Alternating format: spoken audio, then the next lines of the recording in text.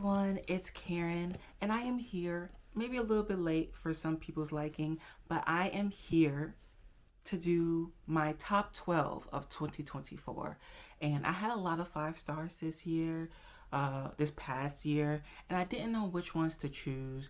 So I chose like the strongest 12, but I also did not choose any books that I read on KU or that I borrowed from somebody else or that I got from the library. So that narrowed it down quite a lot because I did have many 5 stars that I borrowed, read on KU, and got from the library. So these are just the ones that I own physically. And let's get started because I'm very excited about these. First, we have Bloodmarked by Tracy Deonn. I love this book so much. I'm so ready for book 3 to come out. This was just a great leap from book 1. A lot of people didn't like this one as much. They said it was quite dull compared to book 1, but I didn't see that at all. I gave this a 5-star. I love all the adventures they took along the way. I love a good road trip moment. I loved how it ended, the cliffhanger that it ended on. And I also liked it delved deeper into the racism and the prejudice that our main character faces just because she's black in a place that white people believe she doesn't belong. So because of all of that, I really enjoyed it.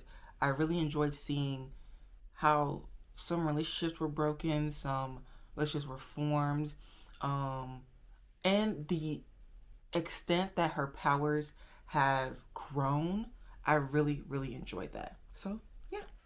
Next, I have Wolfsong by TJ Klune. This is my first ever TJ Klune. I read it earlier in 2024. I think like mid 2024, and then I read the entire series that in 2024. That's how much I loved this book.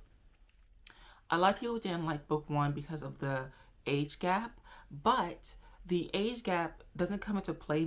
Well, it comes into play, but they don't do anything with each other. They don't get together. They don't even kiss until like the younger one is like in their 20s. So I really enjoyed that. I really enjoyed this. The way TJ Klune writes, he writes as if time is a very visible thing you can read. Time and the words spoken are so strong that you need every word to matter and to count, every period, every exclamation mark, and I very much enjoyed that. I love the way he writes in these books. Book 1, Wolfsong, was my favorite. My second favorite would probably be book 2, then book 4, then book 3, in that order, because book 3, time plays a very big role. Time and memory, and I was just like, oh, too much. Next, I have Love Radio. I read this in the first month of 2024, and the fact that I'm still thinking about it, still talking about it, knew that this is one of the first books I wanted to talk about in this video, proves so much. This is a YA romance that sets around these 2 black students who are seniors in high school, and they just have a lot going on. There's 2 timelines in this book. There's the present timeline with both of them, and then there's a second timeline where the main female character, Danny, she went through something traumatic like a couple months ago, and she has changed as a person because of it, and you slowly reveal what happened to her. Nothing is explicit in this book, but there's a trigger warning for like attempted SA, I would say. But it's nothing explicit, nothing is shown on page. But also, she writes these notes that are written to her favorite authors. And she just talks to them. And sometimes it's based on a specific book that they wrote. And I just think it was so beautiful. I annotated the heck out of this book. It was so well written, so good. I really need this author to come out with more books. But I won't push, but I could. Next, I have Our Vengeful Soul. This is a Little Mermaid retelling, which I did not even realize until the very end of the book, because it's an origin story. And I didn't realize that until the end of the book too, but it was so well done. This book is less than 300 pages, and you get everything you need. You feel bad for the main character. You feel the hatred towards the other characters. You feel the love that was ripped away from her. And I just love the way this was written. No page was wasted. Nothing felt out of place. It was so succinct and good. And the woman rage was not as much as like an Iron Widow, but it was still there very, very strongly. And I like the way it was handled so much.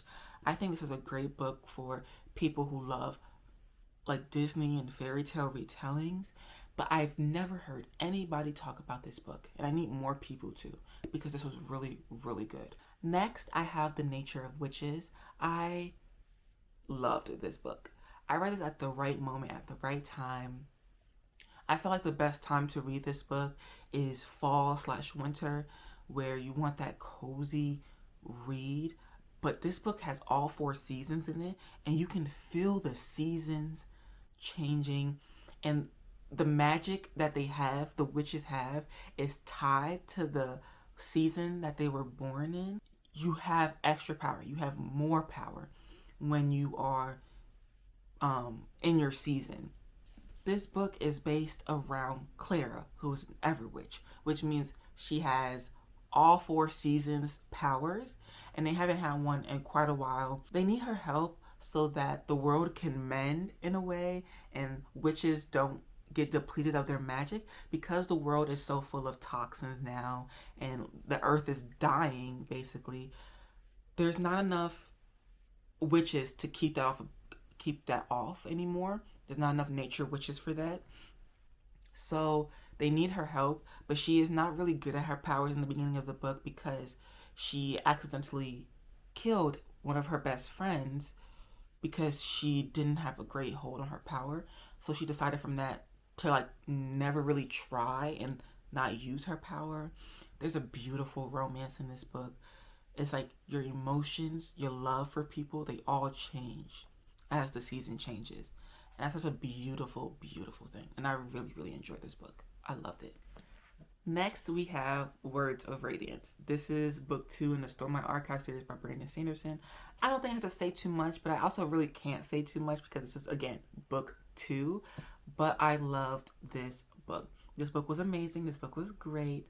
The development of Kaladin, the development of all of the main characters were so good. Shallon is still not my fave, but I don't think she's anybody's fave, to be honest. Oh, I just love this book.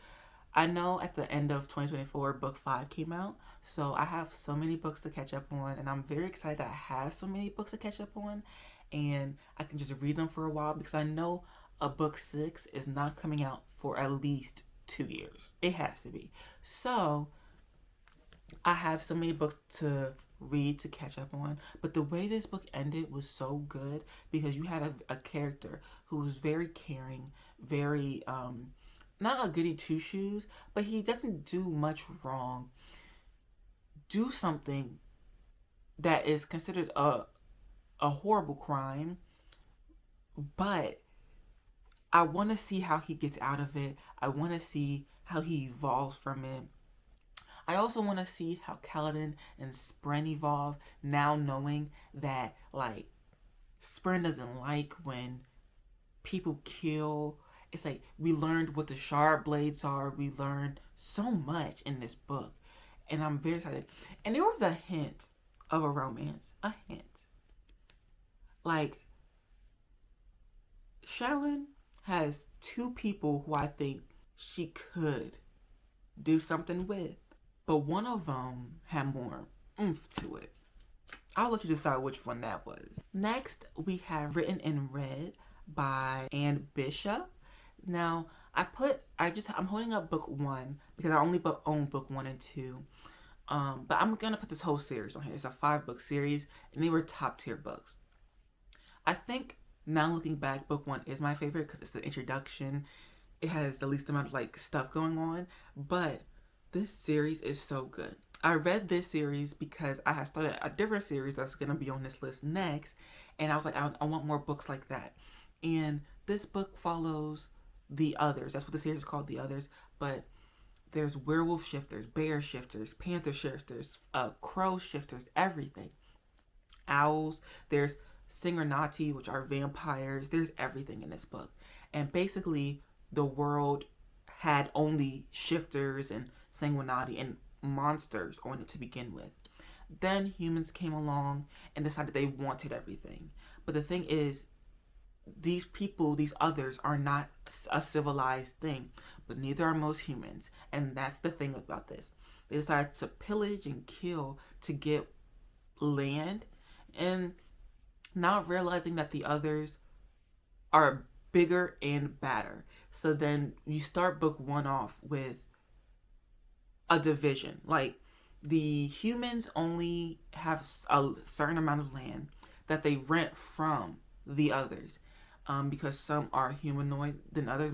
Some are more humanoid than animal-like, so they rent from the humanoid ones. And there's a third group of people, which is our main character, called blood prophets.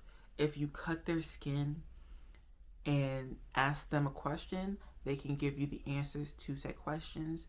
But they get very harshly treated and abused. And at the beginning of the story, this one right here, Miss Meg, is running away from said organization. And that's just where the story begins. And it's so good. It is so good. It's so good. Next, we have the Mercy Thompson series by Patricia Briggs. This is one of my favorite series ever. I have officially finished this one as well. This is the one I was like, oh, I love this series. I need to read the Anne Bishop series. This series right here is so good. I loved and adored it. It follows a mechanic named Mercy Thompson, who is a coyote shifter. One of like the last one of her kind, living in a basically modern world, but the only main difference is there's vampires, there's werewolves, there's elves and goblins and things like that. But the humans only know about the elven people. They came out in like the 80s. And they have reservations like Native American people have, kind of. But Mercy Thompson is half Native American, half white. She's a coyote shifter, which is a very Native American thing. And at the beginning of the story, you realize she's neighbors with a werewolf alpha and his pack. And you see that also a werewolf from her past comes in, who she really loved and adored, comes in and needs a place to stay. And we start from there. And every single book is a different story, a different mystery going on, a different plot going on. It has a ever developing plot that's like a line to stay throughout all the books, but like every book has something different going on. New like shifters and animals get introduced. It's a very good series, a very in-depth series. I really enjoy it. Next, we have A Good Girl's Guide to Murder, and I might as well hold up the other book that I have on here, which is Good Girl, Bad Blood. These two books I had visceral reactions to, and I can't explain it, but they were so good. Book one was so good. I love the way it ended, where she's like, it is the like police fault. It is whoever's fault for not looking deeper than just this boy's skin color. But it's also all of your fault in the audience who didn't think twice about a brown boy hurting a white girl. Like, you just thought that must be true and didn't even look any deeper. And I love the way the mystery is done. I also love how Andy has a very impulsive and controlling personality. Like, I very much enjoy it. I very much enjoy her going through the ups and downs of, should I do this? Is this a moral thing for me to do? But I know nobody else is looking. And I know nobody else is trying. And I want to be the one. Oh, it's so good. And book two, is on a whole nother level. I cried for a good 10 to 15 pages towards the end. This book is so good. It shows how serial killers in the world, especially serial killers who appear normal with a wife and kids and all the things, how they use their children to do their evil, and how adults, people who understand that children are innocent and don't have a say in much that their parents make them do, how they turn on a child who had no say and no rights. Oh, and the way this all played out was so good. I very much enjoyed it. They were both 5 stars. The next one I have is Darius the Great Is Not Okay. This is a great representation for YA queer young boys who might have some body disorders and they don't have a real grappling on their life there. I think this is a beautiful telling of that story. This is about Darius and his family. They go to Iran to visit his grandma and grandpa, but obviously his parents, because his grandfather is slowly, has dementia. He's going to pass soon.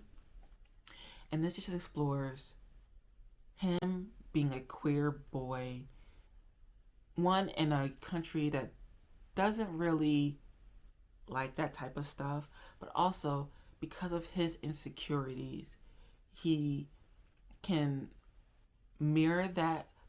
Someone can say something to him and he'll mirror it back to himself as a bad thing, even if that's not what the person was trying to say.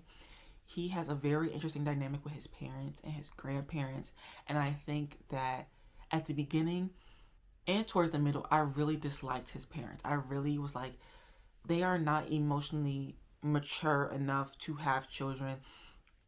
And I do think that in some ways, but in other ways, it has nothing to do with his parents, and it's just his vulnerabilities and his insecurities coming back onto himself.